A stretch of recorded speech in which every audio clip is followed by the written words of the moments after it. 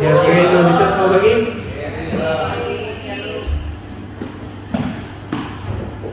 Kami yakin bahwa kita percaya bahwa Tuhan baik untuk kita semua. Amin. Semakin kita berterima kasih, semakin kita sadar bahwa banyak hal yang perlu kita syukuri. Mazmur 107 ayat 8 berkata, biarlah mereka bersyukur kepada Tuhan karena kasih setianya, karena perbuatan-perbuatannya yang ajaib terhadap anak-anak manusia. Tidak ada alasan untuk kita tidak bersyukur. Bahkan dalam situasi yang buruk sekalipun selalu ada hal yang patut kita syukuri. Mari kita pada pagi hari ini kita bersama-sama dengan penuh sukacita, antusias, bahkan memberikan pujian penyembahan yang terbaik buat Tuhan kita. Selamat beribadah. Tuhan Yesus memberkati. Yesus Kristus, haleluya, shalom, shalom.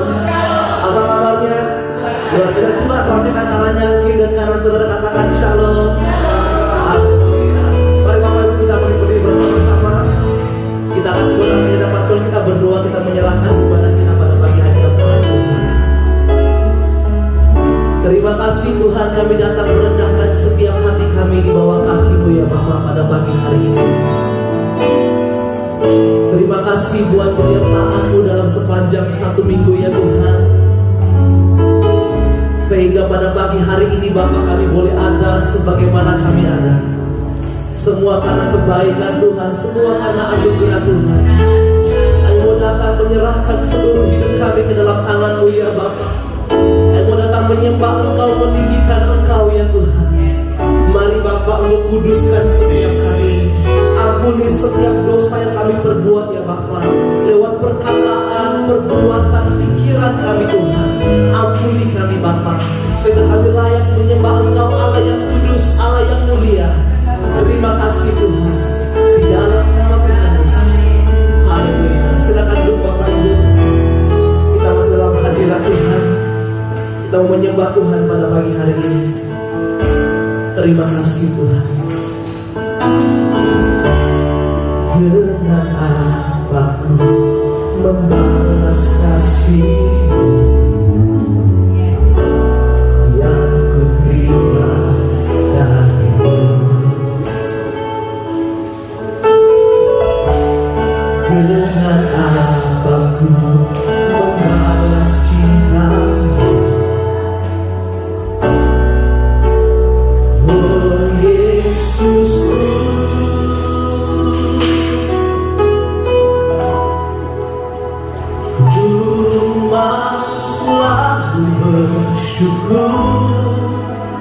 selalu bersyukur, Kau Tuhan yang setia, yang selalu menolong. Ku mau selalu bersyukur, selalu bersyukur,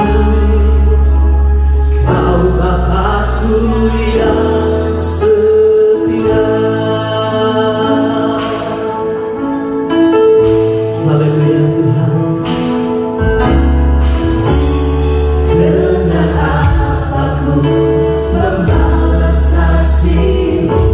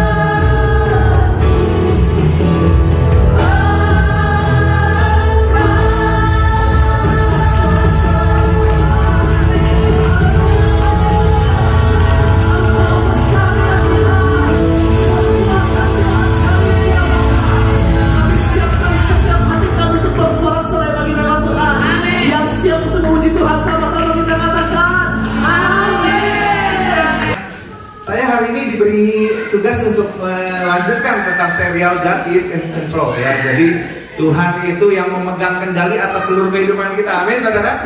Kalau Tuhan yang pegang kendali, harusnya aman, benar gak? Karena dia Tuhan yang gak pernah kalah. Dia Tuhan yang selalu punya rencana yang baik. Dia selalu punya rencana yang masa depan yang baik dalam kehidupan kita. Jadi harusnya kalau tangan hidup kita di tangan Tuhan, harusnya baik, benar? Amin. Amin. Ya, saudara. Nah, kita mau review sedikit ya. Saya punya banyak sekali bahan. Bayangin saudara. Saya itu dari jam 1 pagi kemarin bangun, tadi pagi ya, 1 pagi bangun sampai terus tuh nyiapin, nambahin terus. Jadi banyak banget. Kalau hari ini nggak selesai 40 menit, tolong maafkan saya. Karena perenungan berjam-jam, saudara. Perenungan berjam-jam, tambahin ini. Dan kita mau sama-sama melihat supaya hidup kita benar-benar ada di dalam kendalinya Tuhan. Oke. Ya, jadi God is in control. Yang pertama minggu lalu kita ada 3 hal yang Pak Petrus ajarkan dalam kehidupan kita. Yang pertama adalah peganglah kebenaran. Mesti pegang kebenaran. Saudara, kebenaran itu yang akan menyelamatkan kehidupan kita. Amin saudara. Kisah Para Rasul 27, kalau saudara masih ingat cerita minggu lalu, ada kapal yang udah mau karam gitu ya kan. Lalu mereka semua akhirnya pegangan pada sepotong kayu pecahan kapal. Yang bisa berenang disuruh berenang duluan. Lalu yang nggak bisa berenang akhirnya pegang pecahan kapal dan mereka semua akhirnya selamat tuh. Jadi walaupun saudara kelihatannya nggak ada hal apapun yang bisa menolong kehidupan kita, tapi jangan lupakan ada hal kecil, barangkali kecil dan kita nggak pikir itu bisa menyelamatkan kehidupan kita, tapi sesuatu yang datang daripada Tuhan meskipun itu kecil pun pasti akan bisa menyelamatkan kehidupan kita. Amin saudara. Jadi jangan lupakan iman yang sebesar biji sawi aja, kecil itu aja pun masih bisa menyelamatkan kehidupan kita. Jadi peganglah kebenaran, karena kebenaran ini nggak pernah berubah. Dulu, sekarang, selama-lamanya ya begitu, tetap kebenaran. Amin. Jadi yang pertama peganglah kebenaran. Yang kedua adalah proses adalah hal yang indah. Nah ini problem sih, karena banyak orang nggak suka proses tapi suka hasil, benar ya? Nggak mau prosesnya, mau hasilnya. Nggak mau nggak enaknya, mau enaknya. Gitu. Ini problem sih. Harus bisa sampai menyukai prosesnya. Ulat menjadi kupu-kupu. Prosesnya harus melalui kepompong. Di dalam rumahnya itu, di dalam kepompongnya dia udah gak bisa kemana-mana, gak bisa gerak. Kalau jadi ulat kan masih bisa ya, walaupun pelan gerak kemana-mana gitu ya, masih bisa. Tapi kalau udah jadi kepompong, dia udah gak bisa gerak lagi di dalam. Dan kalau dibantuin oleh manusia untuk dikopek kepompongnya, dia gak punya otot yang kuat untuk terbang. Kupu-kupunya jadi gak bisa terbang. Cakep sih, tapi gak bisa terbang. Banyak orang cakep kan, tapi gak bisa apa-apain kan? Bener ya? Kenapa? Karena ditolong terus. Bahasa Inggris, gitu ya? Gak bisa-bisa. Kenapa? Karena ditolongin terus. Saya ingat banget waktu pas Yuki sama Villa datang pertama kali ke Australia. Yuki itu paling rajin teleponin saya. Bukan telepon, ngetok, karena rumah kita seberangan gitu kan. Tok, Wan, tolongin dong Wan, teleponin Wan. Teleponin apa? Asuransi mobil Wan. Teleponin. Wan, tolong Wan, teleponin Wan. Tapi sekarang nggak usah diteleponin saudara, nggak usah dibantuin, bisa sendiri. Kenapa? Karena ya itu, karena nggak dibantuin lagi dan jadi bisa. Bayangin kalau kepompong ini terus-menerus dibantuin dan dia jadi sesuatu yang cantik, dari luar cantik tapi nggak bisa ngapa-ngapain. Nah, kita juga sama. Jangan mau kalau kita dibantu terus-menerusan dalam hal yang sama. Jangan mau, saudara. Kita harus bisa, kali ini tolong jangan bantu saya. Aku harus maju sendiri karena aku mau melatih ototku supaya aku bisa terbang keluar jadi sesuatu yang lebih indah. Amin, saudara. Ada hal apa nih kita ditolong terus-menerus? Pastikan hari ini kita dengar firman Tuhan. Tuhan, hari ini aku mau stop Tuhan, mendapat pertolongan itu supaya aku bisa keluar jadi proses yang sangat indah. Amin. Prosesnya nikmatin, mungkin susah untuk keluar karena memang itu bagus untuk melatih otot-otot itu. Amin saudara. Nah saudara, Yang ketiga adalah sesuai harapan atau tidak, Bapak itu selalu sayang sama kita. Amin, saudara. Kadang-kadang things nggak berjalan sesuai dengan ekspektasi kita, benar ya? Kalau nggak berjalan sesuai dengan ekspektasi kita pun, Bapak tetap sayang sama kita, kok. Amin, saudara. Seperti Bapak sayang anaknya. Bapak mana sih yang kalau anak minta roti dikasih ular, benar ya? Bapak mana sih kalau anak minta roti dikasih kalajengking, benar ya? Nggak mungkin. Kita mayoritas jadi orang tua.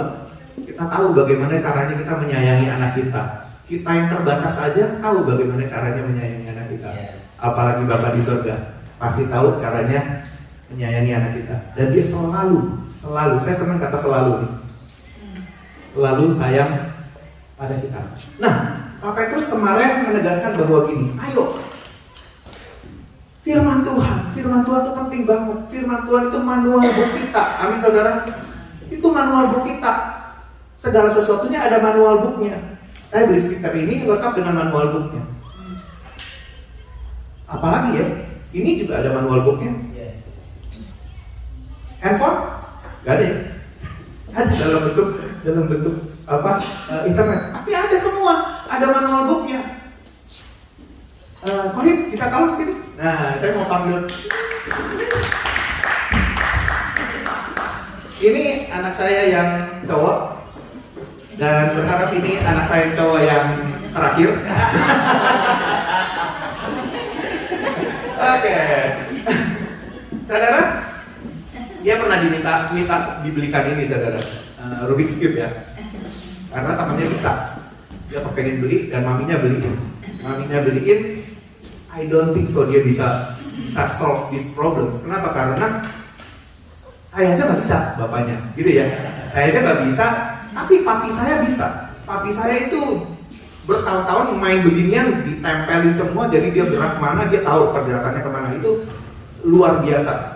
Saking nggak ada kerjaannya, main beginian papi saya. Sampai di tempat bakaran ya, tempat abunya papi saya itu, karena papi saya dikremasi, ini ditaruh di sebagai pajangan gitu ya. Oke. Ini kan hancur ya. Hidup ini, boleh ya? Ini kan sebenarnya bagus kalau warnanya sama ya. Cuman hancur karena ya dihancurin ya gitu ya. Sebelum dia tahu manual booknya, dia nggak bisa. Mau sampai kapanpun, bagaimanapun nggak bisa. Kita pikir ini yang salah.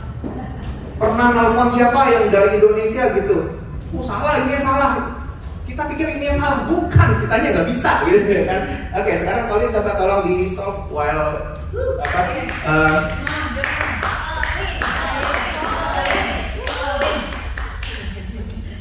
jadi segala sesuatu itu ada manual booknya, dan itu menolong kita untuk sampai bisa mengerjakannya ya. Dan kalau sampai dia grogi, saya salah ngambil ilustrasi.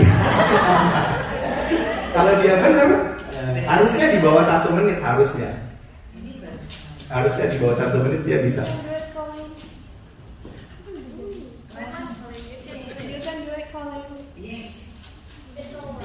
Nah, ini satu step lagi kalau benar kayak begini. Saya sempat bisa, coba. Nah, thank you, thank you. Nanti pulang boleh pilih mau restoran mana. Jadi papi rela kalau sampai beda restorannya, papi ikut walin. Saudara, ini bisa di-solve karena ada problems ya, ada problem solvernya, benar ya? Karena ada rumusnya. Dan berhari-hari, berjam-jam dia pegang ini sampai dia akhirnya bisa solve problems ya. Tanpa ini tidak akan bisa. Nah, hidup kita tanpa ini kita nggak akan bisa. Tanpa firman Tuhan kita nggak akan bisa urus hidup kita. Tanpa firman Tuhan kita tidak akan pernah bisa benar. Karena yang membawa kita kepada kebenaran adalah firman Tuhan. Amin, saudara. Makanya kalau hari ini kita merasa bahwa I'm alright, pernikahan aku alright, I'm a happy marriage, I'm a happy couple, Tapi kita nggak baca Alkitab, semua jalan fine, rumah bagus, gaji bagus, semuanya bagus. I don't think so you are in the right place. I don't think so. Kenapa? Karena rahasia pernikahan itu besar banget. Bapak bilang, tolong titip ya, kalau saudara nge-YouTube lagi minggu lalu, nanti bagian Pak Iwan adalah step-stepnya bagaimana, gitu ya. Kalau saudara ingat, kalau enggak, ya saya mestilah ya pesan sponsor ya. Saudara, pernikahan kita belum tentu benar. Kalau dulunya kita melayani, sekarang kita setengah melayani, itu pernikahan kita tidak benar. Saya ulang ya. Dulu sebelum married, pernikahan kita benar. Pelayanan kita benar, baca firman Tuhan kita benar, semuanya benar. Dan ketika kita married, semuanya jadi setengah atau tidak ada, kita nggak benar. Karena pernikahan itu adalah untuk mengenal Tuhan lebih lagi. Lewat pasangan kita mengenal Tuhan lebih lagi. Makanya orang Kristen, sorganya tidak ada pernikahan. Kenapa? Karena udah kenal, udah di sorga, udah ketemu langsung sama Bapa di sorga, udah ketemu langsung sama Tuhan Yesus. Nggak perlu pasangan lagi untuk mengenal Tuhan. Amin, saudara. Makanya nanti waktu pas di sorga, terima kasih engkau telah mengenalkan aku kepada Tuhan. Tapi sekarang kita sudah jadi seperti malaikat nih. Kita sudah hidup seperti malaikat. Aku gak butuh kamu sih. Gak butuh kamu. Kenapa? Karena kalau aku mau kenal Tuhan, aku bisa langsung karena Tuhan ada di hadapan aku. Amin, saudara. Nah, saudara, banyak hal yang kita merasa bahwa kita oke, kita alright, kita baik-baik saja. Tapi kalau sebenarnya dilihat dari porsinya, dulu kita berapi-api, setelah kita masuk ke dalam pernikahan kita tidak berapi-api dan bahkan ngurus anak aja. Salah. Perlu ini untuk membenarkannya, merumuskan hidup kita supaya jadi lebih baik lagi, supaya solve dan tujuan pernikahan terjadi. Amin, saudara. Pacaran juga sama. Orang pacaran gitu ya, dulunya sebelum dapat pacar, hebat banget melayaninya. Begitu dapat pacar, hebat banget kaburnya. Salah. Beneran. Salah. Kenapa? Karena harusnya pacar itu adalah orang yang akan bawa kita kepada Tuhan. Calon pasangan hidup yang akan terus bimbing kita, bawa kita shape to shape, kan sharpening satu dengan yang lain menuju kepada Tuhan. Kalau pacar sudah berani bilang gini ya, pilih aku atau pilih pelayanan, putusin langsung.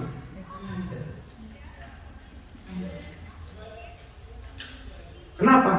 Karena begini, hidup kita untuk melayani Tuhan, benar gak? Kalau kita disuruh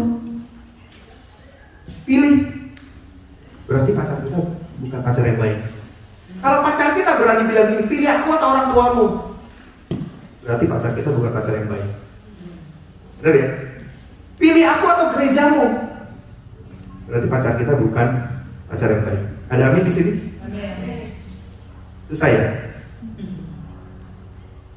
Saudara, firman Tuhan akan membawa kita kepada hidup yang benar, jalan di pathway yang benar. Kalau tidak, hidup kita tidak benar. Oke, lanjut ya. Seperti yang tadi saya bilang, saya punya banyak sekali slide dan saya coba biar gampang saya pakai banyak gambar. Oke, hari ini saya diminta Bapak untuk bicara soal steps karena proses itu perlu banyak steps ya. Seperti ulat jadi kepompong itu banyak sekali stepsnya gitu. Nah, kadang-kadang mindset yang ada dalam kehidupan kita sama apa yang Tuhan rencanakan dalam kehidupan kita itu beda banget gitu. Dan kita nggak suka dengan prosesnya. Makanya ini hari ini kita mau lihat. Nah, Bapak juga kasih pesan cerita soal Yusuf. The story about Joseph. Nah, Kejadian 37 ayat 43 ya. Kita semua ngerti ya cerita tentang Yusuf ya, bagaimana dia mulai lahir sampai dia akhirnya jadi perdana menteri ya.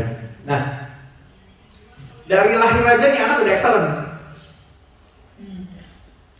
Kejadian 37 ayat 3 berkata begini, Israel yaitu papinya ya, Yakub ya. Yakub kan berubah namanya jadi Israel ya. Israel lebih mengasihi Yusuf dari semua anak yang lain. Sebab Yusuf itulah anak yang lahir pada masa tuanya, dan ia menyuruh membuat jubah yang maha indah bagi dia. Dari lahir ya sampai ke teenager, wah papinya sayang banget sama dia. Ini salah Yusuf bukan? Enggak ya, Yusuf nggak salah ya. Dia nggak berbuat apa-apa, tapi kok ya orang tuanya bisa lebih sayang dia. Ini salah Israel apa bukan? Nggak dibahas. Saudara, tapi karena ini saudara-saudaranya iri hati, benar ya? Ceritanya kan begitu ya. Nah, ini saya sengaja kasih foto. Jadi, tapi saya berharap ini gak dilihat sama istri saya. Tadi saya pasangnya gede, sebenarnya pasangnya gede gitu. Waduh, kalau dia mau repot gua. Pokoknya dikecilin biar gak kelihatan gitu.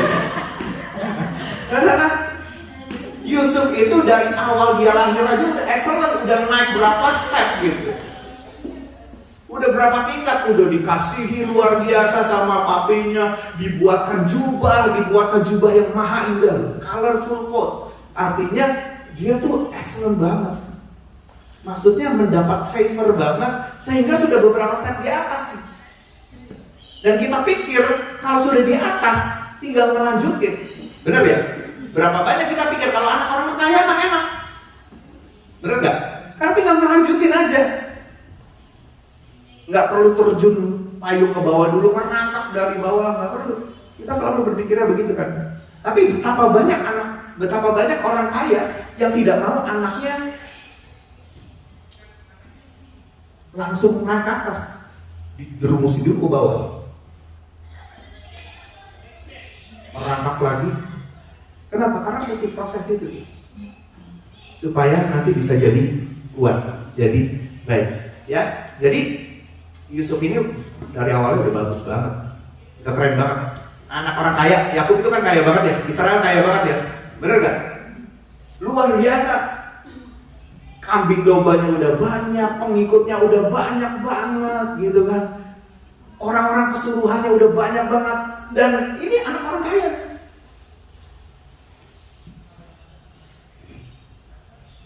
Mau ngapain aja bisa lah. Tapi proses yang Tuhan rencanakan dalam hidupnya dia sepertinya membawa dia step down, bukan step up. Menurut saudara, kalau udah punya jubah yang indah, punya bapak yang dikasihi, punya bapak yang sangat mengasihi dia, kira-kira dari situ enak gak hidupnya? Ibu dimasukin ke sumur gitu. Step up atau step down? Step down ya, benar ya? Masuk sumur, tapi akhirnya pedagang lewat, pedagang lewat, lalu dijual aja. Dijual lah dia dengan harga 20 sikal. Turun gak hidupnya? Dari anak kesayangan turun jadi budak. Dijual, dibeli, berarti sudah jadi budak, benar ya? Lalu kita tahu dia beneran jadi budak loh. Jadi budak, turun. Nah, sampai di sini biasanya orang nyerah nih. Tuhan, ikut Engkau Tuhan. Masa depan yang penuh pengharapan Tuhan. Masa jadinya begini Tuhan? Benar ya? Ikut Kau nih Tuhan. Kayak begini nih ikut Tuhan nih. Kita bisa marah luar biasa. Jadi budak, dibeli, masuk ke rumah Potifar.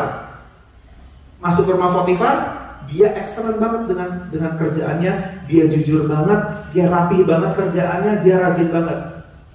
Naik gak? Dipercaya oleh Potifar untuk ngurus seluruh rumahnya.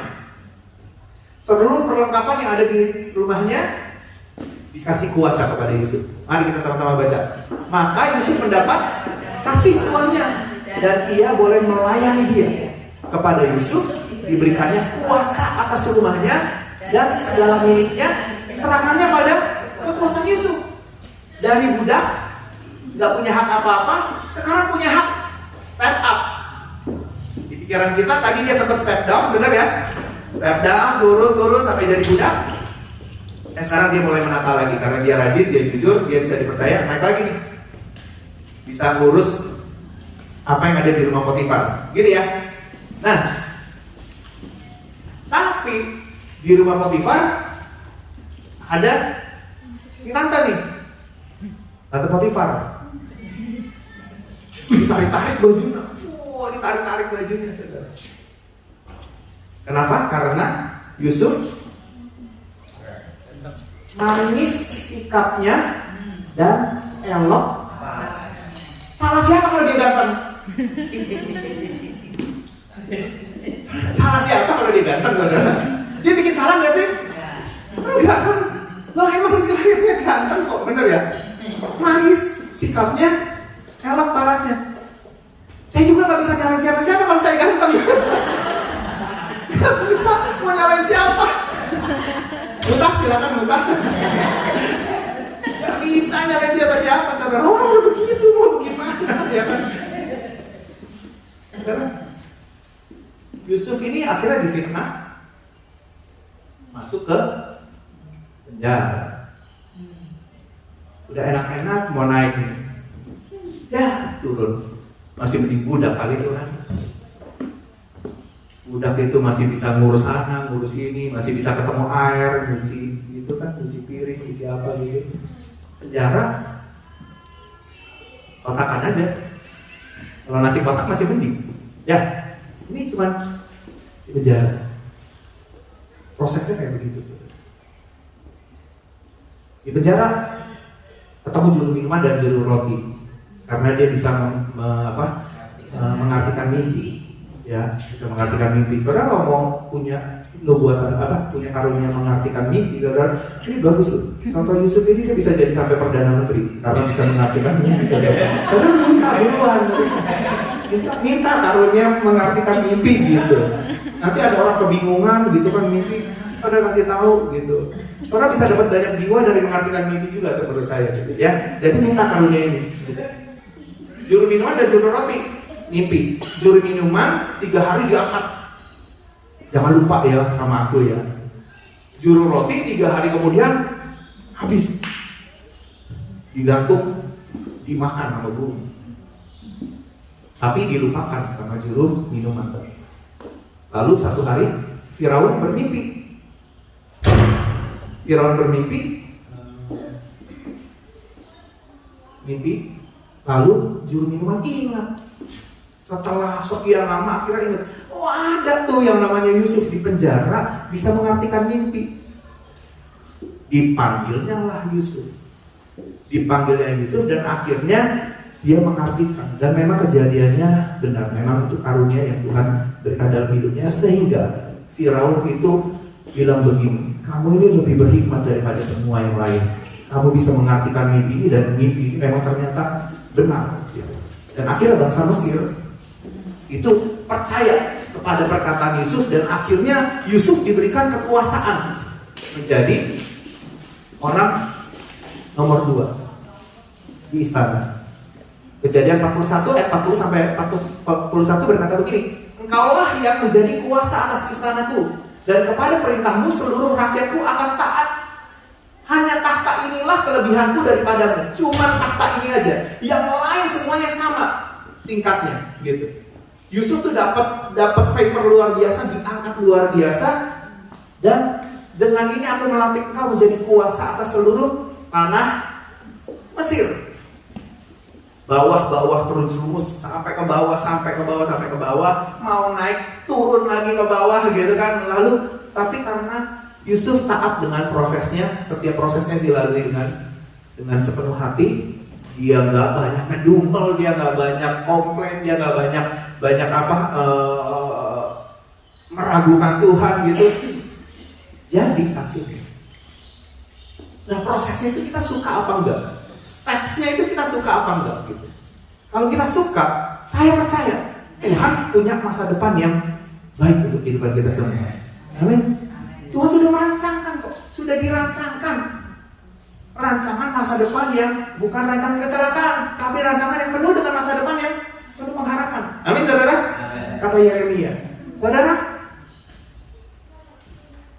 dari lahir jalani prosesnya, terus sampai akhirnya dia bisa jadi Perdana Menteri. Dan akhirnya saudara-saudaranya bisa seperti mimpinya pertama kali, sujud menyembah dia. Kalau kita mau diangkat Tuhan, ikuti prosesnya. Kalau kita mau dipakai Tuhan, terus dan tidak stop di satu tempat, ikuti prosesnya. Amin, saudara. Ikuti stepnya. Ikuti stepnya. Karena ada banyak hal dalam hidup ini yang kita berusaha untuk, aku tahu lebih banyak dari Tuhan, aku tahu caranya lebih cepat. Dan itu salah. Ya, saudara. Ini perjalanan kisah Yusuf. Yusuf berkata demikian, sebab aku diculik begitu saja dari negeri orang Ibrani, dan di sini pun aku tidak pernah melakukan apa-apa yang menyebabkan aku layak dimasukkan ke dalam liang tutupan ini. Dia nggak melakukan apa-apa yang jahat, sampai ganteng pun itu dia tidak minta, saudara. Benar ya? Dia nggak minta kok. Aku tidak melakukan apa-apa yang jahat. Kalau aku sampai harus ke bawah dan bukan karena kejahatan dan bukan karena dosaku, aku akan ikuti Tuhan. Tapi kalau aku sampai ke bawah, nyusul ke bawah karena dosa dan kejahatan yang aku buat, biar kita repent, kita bertobat, sehingga Tuhan memulihkan hidup kita. Amin, saudara. Yusuf ini tidak melakukan apa-apa sehingga membuat dia harus jatuh ke bawah, dijual dan lain sebagainya. Dia tidak melakukan apa-apa. It's not his fault. Ketika dia dikasihi lebih banyak, bukan salahnya dia. Benar ya? Bukan salahnya dia. Kalau dia ganteng, istri Potifar kepingin sama dia, bukan salahnya dia juga. Nah, dia tidak melakukan apa-apa. Nah, ini pertanyaan ini penting banget. Ketika kita jatuh ke bawah, langsung buru-buru cek, Tuhan, ini Tuhan atau ini dosa? Kalau ini Tuhan, aku ikuti Tuhan. Kalau ini dosa, aku repent Tuhan. Harusnya setiap kita punya stage ke bawah, kita langsung ingat, Tuhan, ini Tuhan atau ini dosa? Kalau dosa, biar aku cepat-cepat kembali kepada Tuhan, supaya jatuhnya nggak semakin dalam. Tapi kalau kita tahu bahwa kita benar dan makin ke bawah, kita harus ngerti bahwa Tuhan pun menyertai kehidupan kita. Amin, saudara. Karena God is in control. Tuhan pegang kendali dalam hidup kita. Amin, saudara. Lanjut ya. Oke, ini steps yang harus dilalui Yusuf, dari mulai dia bayi sampai dia menjadi Perdana Menteri. Aneh gak dengan tangga ini?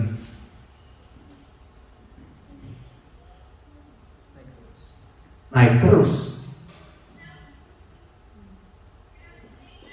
Dari kacamata kita sebagai seorang manusia, ketika dia baru beranjak dewasa, mulai ngomong soal mimpinya, kita tahunya dia turun terus. Benar gak?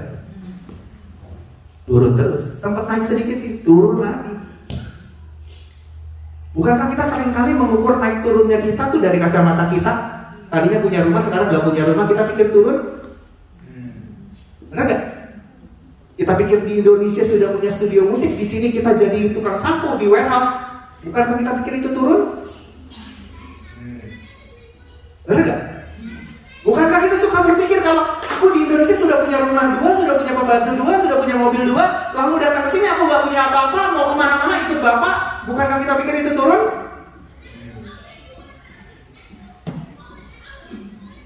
Tapi saudara, saya sengaja men-set up ini naik terus. Kenapa? Karena memang Yusuf tidak melakukan dosa. Kalaupun dia harus melalui itu, artinya sebenarnya dia sedang naik step. Karena memang itu proses yang harus dilalui oleh dia. Untuk dia bisa naik ke atas, perlu ikuti prosesnya. Jadi, kalau dari sini Yusuf, dia dibuang oleh saudara-saudaranya, dia naik step. Dia nggak turun step. Make sense gak, saudara? Karena memang itu proses yang harus dilalui untuk jadi Perdana Menteri, menolong bangsanya nanti. Dan akhirnya diputuskan dijual dengan harga 20 sikal perak. Naik step lagi dia. Setiap proses yang Yusuf alami sebenarnya membawa dia tuh naik step. Dan akhirnya Yusuf memang karena dengan setia ikuti prosesnya, akhirnya dia memang benar bisa jadi Perdana Menteri. Nah sekarang saudara, itu cerita Yusuf. Cerita kita bagaimana nih saudara? Sehebat-hebatnya cerita Yusuf, kalau itu tidak terjadi kehebatan Alkitab ini dalam kehidupan kita, buat apa? Benar gak? Alkitab ini kan ditulis untuk kita. Benar ya? Artinya kita juga bisa mengalami kehidupan yang naik terus seperti yang Yusuf alami. Saya saudara? Nah, kehidupan kita tuh bagaimana nih? Saya sengaja nih kasih begini nih. Nggak tahu ini artinya apa. Kehidupan kita tuh bagaimana? Kalau kita tadi sudah hidup enak, baik, mau makan di restoran yang manapun kita bisa, gitu ya kan? Lalu akhirnya kita karena kita memilih untuk ikut Tuhan, memilih untuk lebih banyak melayani Tuhan, memilih untuk lebih banyak berdoa, memilih untuk lebih banyak melakukan aktivitas melayani di mana sehingga kita nggak bisa terlalu banyak kerja di luar, dan akhirnya kita ini nggak bisa terlalu milih restorannya di mana. Dulu kita bisa bilang begini, dan pulang suka pada makan di mana Pak, makan di mana, makan di mana, makan di mana gitu kan? Makan di mana? Ada yang bilang Shalom, Shalom, Shalom.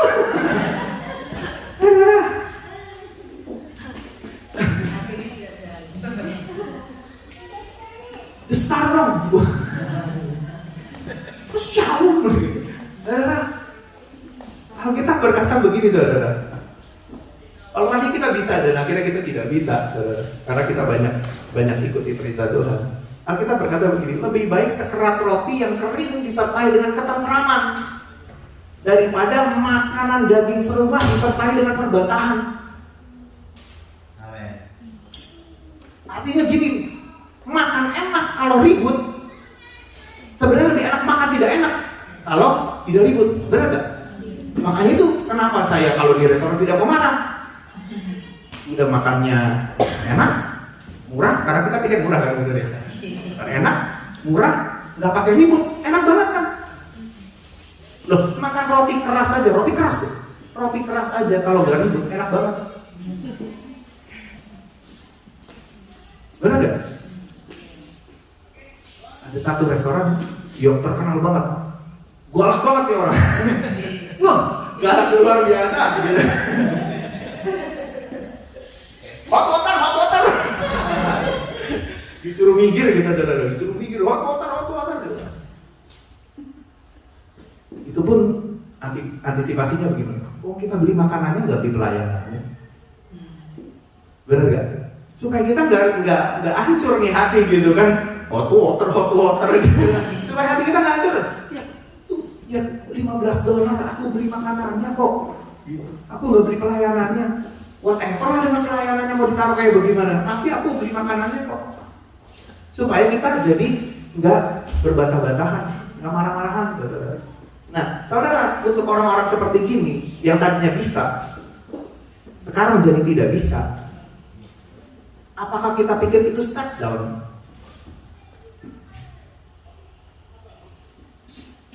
Banyak orang setelah memutuskan untuk melayani, apalagi melayani sepenuh waktu, dia nggak punya privilege yang seperti yang dulu dia dapat waktu pas dia di kantor. Bener gak? Di kantor udah tinggi banget posisinya, begitu dia melayani, dia banting setir, dia melayani luar biasa gitu kan. Nggak banyak privilege lagi, nggak banyak fasilitas lagi. Berarti ada banyak hal yang harus di-cut down. Menurut saudara itu step down atau step up? Turun apa naik hidupnya? Orang-orang akan melihat turun. Kenapa? Karena dari rumah bagus dijual jadi rumah yang lebih kecil. Rumah yang lebih kecil, makan tadinya bagus, sekarang makannya lebih sederhana, gitu kan. Orang-orang akan mandangnya step down. Tapi Tuhan memandang hidupmu step up gitu. Make sense gak? Kenapa? Simple. Karena mereka tidak lihat Tuhan. Mereka lihat keadaan nyata dalam hidup kita yang rumahnya tadi besar, sekarang rumahnya kecil. Mereka lihat yang tadinya mobil 2, sekarang mobilnya 1. Mereka lihat yang tadinya mobilnya bagus, sekarang jadi mobilnya biasa-biasa aja. Mereka lihat kenyataannya. Tapi kalau kita lihat Tuhannya dalam kehidupan kita, kita lagi step up itu. Seperti Yusuf, step up, bukan step down. Saudara, nah kita mesti mengerti nih dari sisinya Tuhan. Bagaimana dengan teman? Makin banyak teman makin bagus. Kalau kita kekurangan teman, kita step down nanti. Apalagi sekarang zamannya follower ya. Makin banyak follower, makin hebat. Follower aja bisa dibeli, saudara. Bener ya? Sekarang orang ngejarnya follower. Siapa yang kenal aku, siapa yang ikut aku. Karena bagaimana dengan teman yang berkurang? Kalau teman berkurang, apakah kita step down, apakah kita step up? Memang ada dua. Kalau kesalahan kita karena kita nggak bisa dipercaya oleh teman kita, ya teman kita kurang lah ya, gitu ya kan. Tapi kalau kita tidak berbuat apa-apa dan kita mau mengikuti kehendak Tuhan, dan akhirnya teman kita jadi kurang, apakah kita step down? Alkitab jelas-jelas berkata begini, saudara. Ada orang-orang yang harus kita buang dalam hidup kita. Jangan bergaul dengan orang bocor mulut. Bocor mulut ya. Jangan bergaul. Artinya apa? Kurangin dari list kita tuh.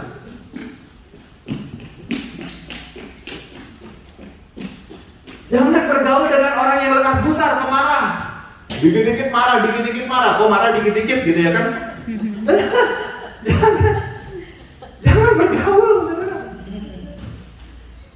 Alkitab bilang begitu, artinya ngebuang tuh dari list kita. Alkitab bilang lagi, jangan bergaul dengan orang yang jahat.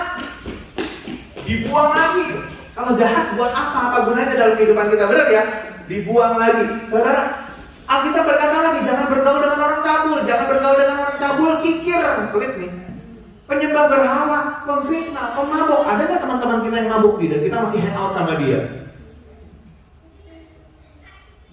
Ada nggak? Alkitab bilang buang, kurangi temanmu. Kalau kurangi temanmu, hidupmu step up bukan step down. Kalau kurangi orang jahat dalam hidupmu step up bukan step down. Esensi ya, saudara ya. Ada hal yang menurut kita berkurang, tapi sebenarnya membuat kualitas kita jadi naik, hidup kita jadi naik. Lanjut ya.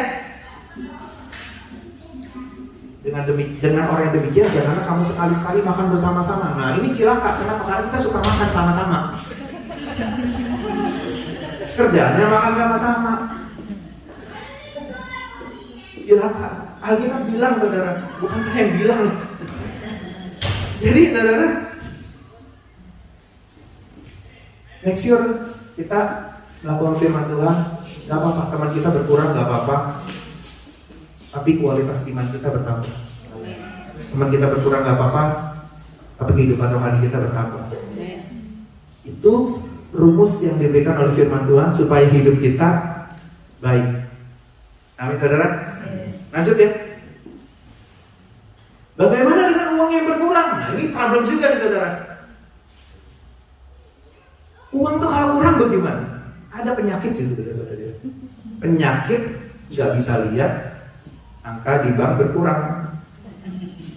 Itu penyakit fatal, itu penyakitnya. Waktunya bayaran ditahan dulu sampai gaji berikutnya datang supaya duitnya nggak kurang, baru dibayar. Kenapa? Supaya angkanya nggak turun. Ulang ya, nggak dapat ini, nggak dapat. Angka di tabungan, saldo di tabungan ya, saldo di tabungan. Udah waktunya bayar, kan berkurang dong kalau bayar sekarang, benar nggak? Tapi karena penyakit itu ditahan dulu sampai gaji yang berikutnya masuk supaya naik, lalu dibayar itu, jadi nggak kurang.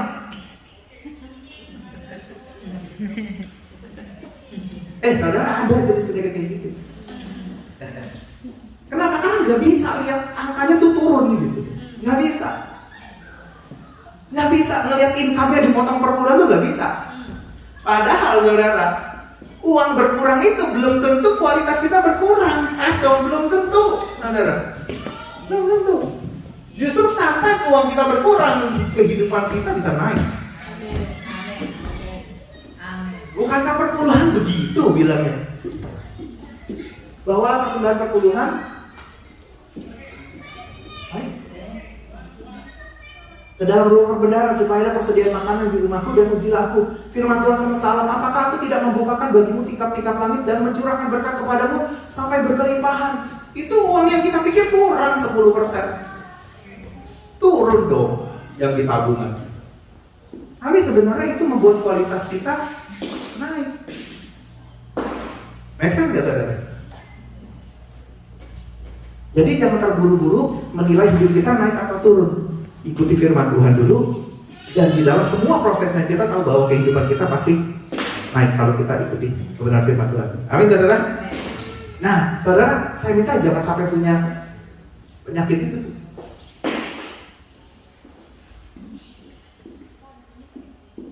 Bagaimana dengan jam kerja yang berkurang karena kita harus melayani Tuhan? Bapak punya solusi. Ya jangan dipikir ini tidak kerja. Apa yang kita lakukan untuk Tuhan jangan dipikir ini tidak kerja. Karena gini, ada dua harta di dunia dan harta di sorga, benar gak? Alkitab bilang kumpulkanlah harta di sorga. Sometimes kita kebanyakan kumpulin harta di dunia sehingga angkanya naik, tapi kita lupa bahwa ada harta di sorga. Saya mau kasih contoh ya. Alkitab tuh bilang kalau mau jadi kaya, sedikit demi sedikit. Sekarang anak-anak muda kita maunya langsung banyak. Main koin, main bitcoin, main saham, main macam-macam. Boleh. Tapi nanti dulu. Kenapa Alkitab bilang sedikit demi sedikit? Sedikit demi sedikit. Kenapa Alkitab bilang sedikit demi sedikit? Gini ya. Kalau sedikit demi sedikit berarti kan begini ya. Gitu ya.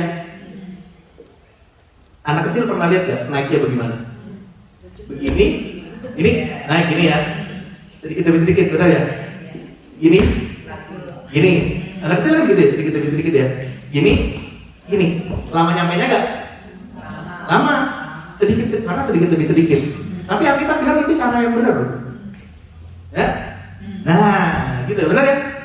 Kalau kita kan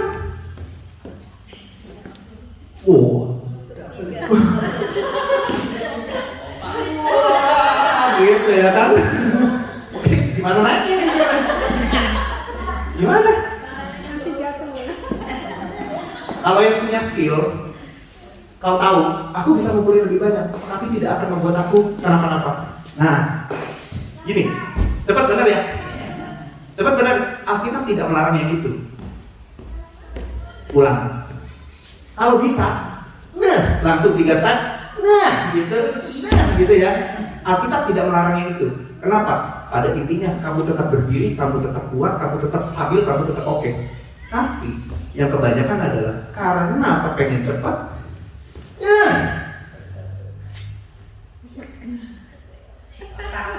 jatuh ini.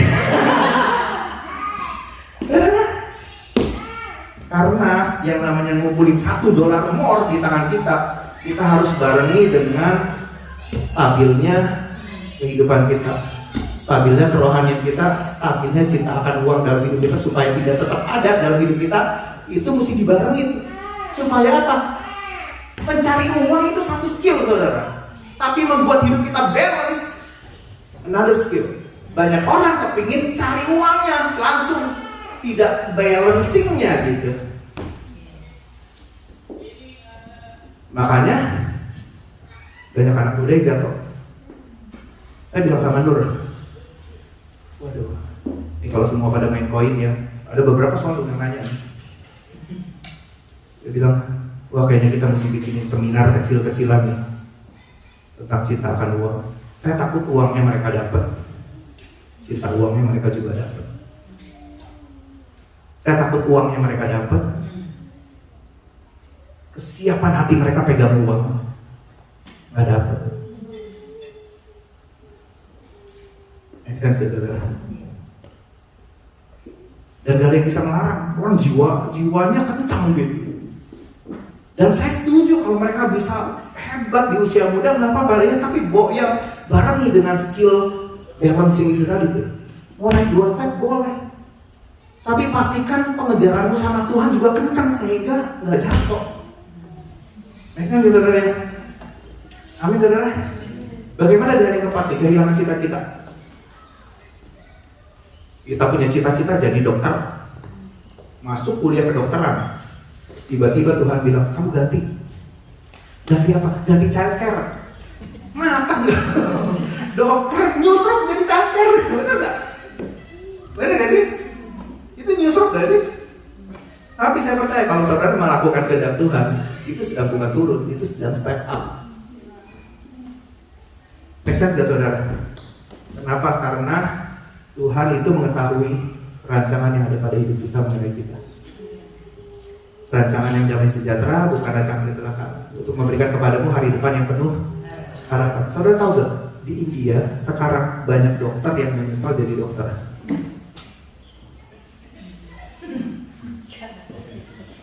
Gara-gara COVID. Dipaksa buat kerja, dipaksa buat masuk, dipaksa buat melayani orang-orang yang sudah stresnya kayak begitu. Dia bilang, saya regret ngejar ini dari muda untuk jadi dokter. I regret. Saudara, kalau kita ikuti Tuhan, saudara, walaupun ke bawah, tapi pasti hari depan kita penuh dengan pengharapan. Amin, saudara. Lanjut lagi ya. Alkitab berkata begini, sekalipun aku berjalan dalam lembah kekelaman, aku tidak takut bahaya sebab engkau besertaku. Gadamu dan tongkatmu itulah yang menghibur aku. Walk through the depth of valley. Artinya jalan di dalam lembah maut. Udah hampir mati, udah nyerempet maut nih, udah dekat banget sama maut nih. Tapi kalau jalan sama Tuhan, kau nggak akan kenapa-napa. Benar ya? Kalau sama Tuhan kau nggak akan kenapa-napa. Walaupun jalan di lembah kekelaman, bukan tempatnya, tapi ada Tuhan di pihak kita yang itu yang membuat kita aman, benar kan? Gitu? Saya paling takut gini, saya berada di Australia, tapi sebenarnya tidak ada Tuhan yang mengiringi hidup saya di Australia. Makanya saya bilang berkata begini, Tuhan kalau engkau perpanjang aku PR, Tuhan, itu masa kerjaku ditambah 5 tahun lagi. Saya bukan ada di sini untuk hidup yang lebih baik, karena hidup yang lebih baik saya tahu ada di dalam Tuhan. Dan kalau harus ditambah, Tuhan biar aku pakai waktu ini 5 tahun ini untuk melayani Engkau. Ditambah lagi, melayani Engkau lagi. Ditambah lagi, dia melayani Engkau lagi. Nah, kalau kita bisa create mindset seperti kayak begitu, banyak orang sudah PR tenang, saudara. Padahal, saudara, you never know, sebenarnya engkau sedang step down, berada di tempat yang sebenarnya Tuhan panggil di tempat lain. Saudara, makanya kita perlu benar-benar memperbaiki hidup kita, cari tahu kehendak Tuhan apa, perkataan Tuhan apa dalam hidup kita, sehingga hidup kita benar-benar beres. Benar-benar kita bisa bereskan hidup kita. Kita bisa bereskan pernikahan kita bisa bereskan masalah apa aja dalam hidup kita. Benar, saudara? Dulu saya pernah didatangi debt collector karena saya nggak bisa mampu bayar uang hanya sebesar 3 juta, saudara. Karena penyakit itu tadi, saudara. Makanya saya bisa bilang itu karena penyakit itu penyakit, saudara. Saya gesek kartu kredit, limitnya cuma 3 juta. Saya mau beliin mami saya AC di rumah, karena kita di rumah nggak pakai AC di Indonesia. Saya gesek AC, harganya 2,3 juta kali ya. Nggak mau dibayar-bayar. Punya duitnya gak? Punya. Nggak mau dibayar-bayar. Bayarnya apa? Amount kecil yang bisa dibayar. Sampai akhirnya nggak bisa bayar. Jadi saya lebih milih, mendingan duitnya dipakai buat yang lain. Saya lebih rela daripada buat bayar kartu kredit. Didatengin lah sama debt collector. ada debt collector datang ke rumah lagi bikin les-lesan musik gitu kan. Dan itu cuma 3 juta, buset didatangin orang gede-gede, gede-gede banget gitu kan, serem-serem gitu. Ya udah akhirnya bayar, bukan karena nggak bisa bayar, karena nggak mau bayar. Nah dari situ saya berketetapan gitu, pokoknya semua harus saya bayar. Kalau datang dan saya bisa bayar, saya bayar. Jadi kalau ada bill datang, saya bisa bayar. Ada bill yang harus nunggu, saya nunggu. Tapi secepatnya mungkin saya bayar. Jadi saya lebih baik gini sekarang, lebih baik nggak pegang uang, tapi bayar semua. Lebih baik begitu. Makanya kartu kredit saya sekarang ya sudah 0 terus lah. Kemarin bayar bengkel langsung 1.000, wah 1.000 kan habis tuh limitnya, karena limitnya cuma 1.000 gitu, langsung bayarin lagi, habis.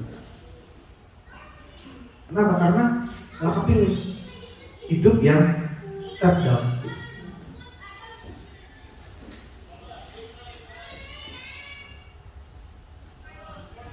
Jangan sampai hidup kita turun, tapi bersama-sama dengan Tuhan harusnya hidup kita makin hari makin naik. Amin saudara. Amin ya.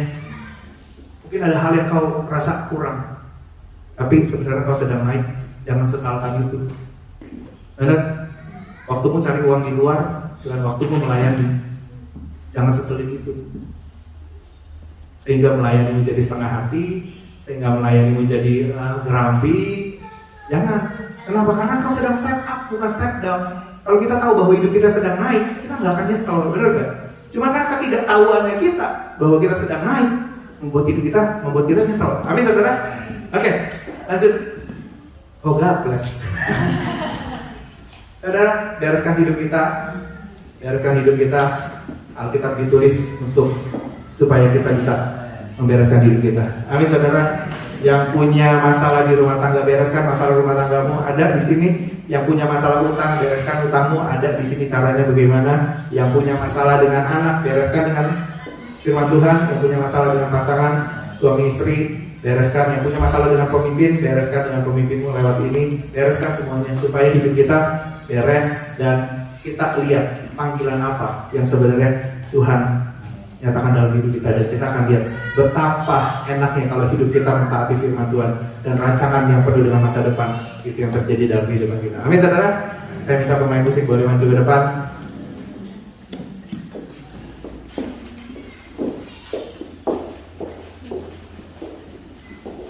Dan saya persilakan Pak Petrus untuk melanjutkan.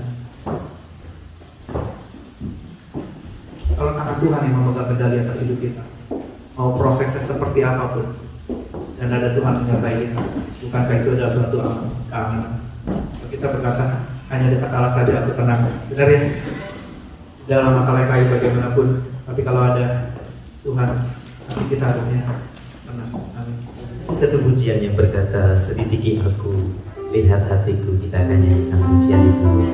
Haleluya. Selidiki aku, lihat hatiku, apakah aku sungguh mengasihimu, Yesus, Kau yang Maha Tahu dan menilai hidupku, tak ada yang tersembunyi bagimu. Aku lihat, aku lihat kebaikanmu yang tak pernah habis hidupku. Amin. Ku berjuang sampai akhirnya Kau dapat lihat tetap setia. Kita berdiri bersama-sama supaya diberkati Tuhan pada hari ini. Haleluya. Beri apresiasi yang paling baik buat namanya yang sudah menyampaikan firman Tuhan. Mazmur pasal 1 ayat yang ketiga berkata seperti ini, ia akan seperti pohon yang ditanam di tepi aliran air, yang menghasilkan buahnya pada musimnya dan yang tidak layu daunnya, apa saja yang diperbuatnya berhasil. Siapa yang mau hidupnya berhasil? Dan hanya kita yang ayat yang ketiga, ayat 1 dan ayat yang kedua yang tadi itu dibicarakan pada hari ini. Bapak Ibu, jangan tinggal dalam kumpulan kecemoohan. Mulai sukai lagi kebenaran firman Tuhan dalam kehidupan kita. Tidak ada itu yang namanya step down kalau kita hidup benar di hadapan Tuhan. Pasti dia akan berbuah pada musimnya dan dibuat menjadi berhasil. Saya berharap kita confidence dengan Tuhan kita, ya. Di lembah yang kelam sekalipun engkau beserta aku, gadamu dan tongkatmu itu yang menghibur aku. Amin. Bapak Ibu, kita berdoa di hadapan Tuhan. Bapa surgawi, kami mengucap syukur step yang indah yang kau buka di hadapan kami pada saat ini ya Tuhan. Tidak ada rancangan yang jelek dalam kehidupan kami. Engkau Tuhan itu ahlinya, Engkau Tuhan itu master, Engkau itu Tuhan arsitek yang luar biasa di dalam kehidupan kami.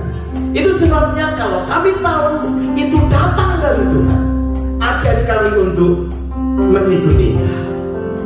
Walaupun sepertinya prosesnya seperti turun, tetapi kami melihat seperti yang terjadi pada Yusuf, juga Kau akan buat terjadi di dalam kehidupan kami.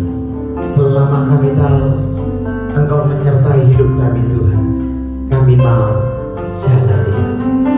Sekarang Kau tumpangkan tangan-Mu atas setiap kami yang sedang dalam keadaan gelisah dan takut. Bahkan tidak hanya yang tempat ini, yang mengikuti acara secara streaming juga. Hamba-Mu mau berdoa di dalam nama Tuhan. Kau arsitek agung bagi kehidupan kami. Tidak ada yang buruk yang Kau rancangkan. Ajari kami untuk mengikuti proses yang ada. Bahkan semakin besar proses yang kami harus hadapi, semakin lama waktu yang harus kami tempuh, itu kami percaya ada upaya yang lebih besar lagi di dalam kehidupan kami. Itu sebabnya Tuhan, ajari kami terus berjalan bersama dengan Engkau, karena kami tahu Engkau Tuhan yang terus mengontrol kehidupan kami. Terpuji nama-Mu, meteraikan firman-Mu di dalam setiap hati umat-Mu yang di tempat ini, bahkan yang ada di luar sana. Meteraikan firman-Mu hari ini ya Tuhan, sehingga kami boleh melihat kemuliaan-Mu yang semakin besar dalam kehidupan kami. Dalam nama Yesus, haleluya. Telah kulihat kebaikan-Mu yang tak pernah habis di hidupku. Mari kita berjuang. Berjuang sampai akhirnya Kau dapat di aku tetap setia. Berjuang sampai akhirnya Kau dapat di aku tetap setia. Doa kami ya Tuhan, di dalam nama Tuhan Yesus kami bersyukur. Haleluya. Semua kita berkata, mari kita beri kemuliaan buat Tuhan kita. Haleluya. Bapak Ibu silakan duduk.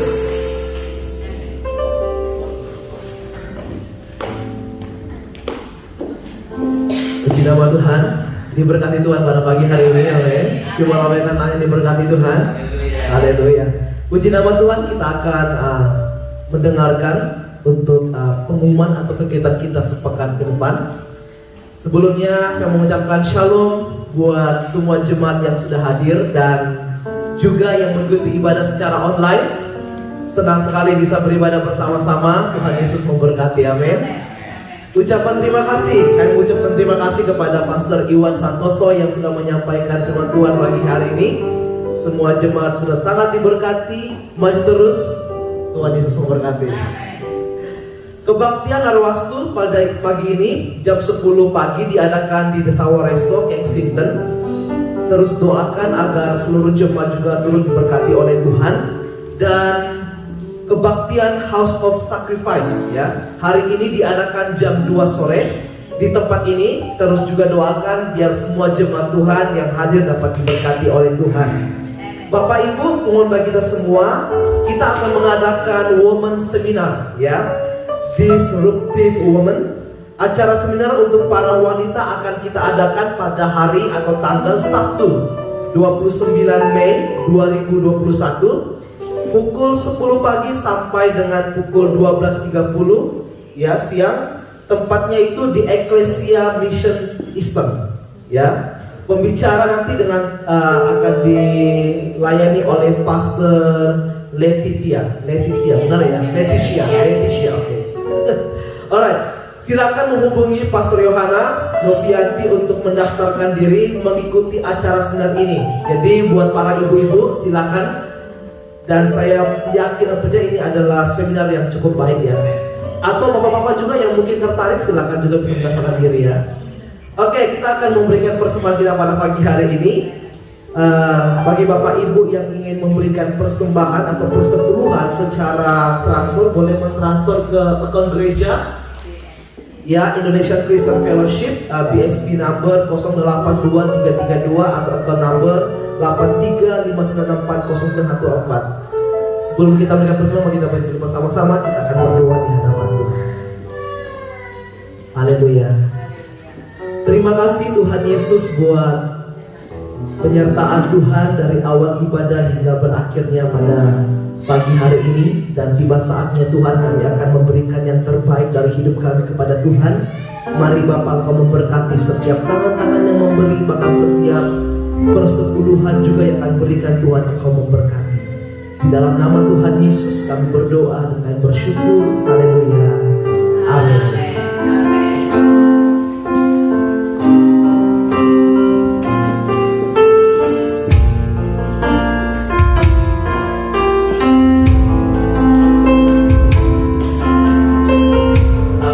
Mari kita akan selesai dengan ibadah kita. Bagi berdiri bersama-sama, kita nyanyikan pujian kita, kiranya Engkau memberkati, Engkau berlimpah-limpah. Haleluya.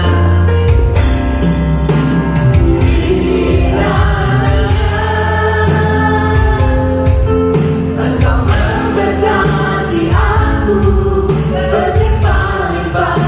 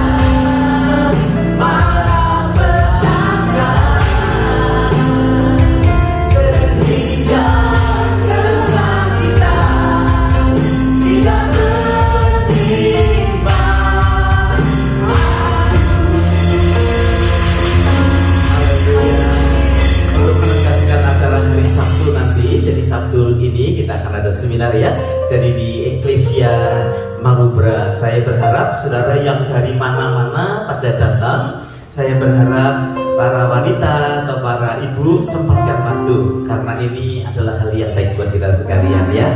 2,5 jam spesial seminar untuk para wanita. Saya berharap bapak-bapak tahu akan hal ini, anak-anak tolong di take care ya, bisa bergabung dengan Pastor Yohana dari mana-mana datang. Kalau kita sendiri yang mengadakan seminar tidak datang ya, apalagi yang bisa kita buat. Kita tidak bisa pakai tempat ini kalau tempat ini dipakai. Makanya kita pinjam gereja Malubrah ya. Jadi kita pakai di Malubrah. Jam berapa? 10 pagi. Saudara datang jam 10 kurang seperempat. Nanti mungkin ada mesti diregister dan lain sebagainya. Tapi saudara harus register. Nama saudara nggak bisa datang langsung ke sana karena saudara harus register.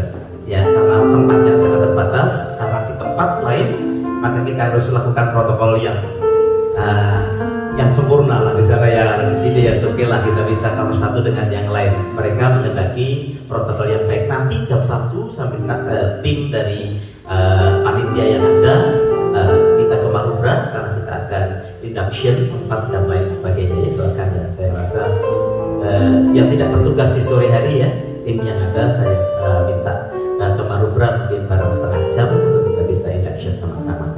Amin. Nah, kita pasti punya satu hari lagi, 1 minggu lagi minggu depan untuk NTT.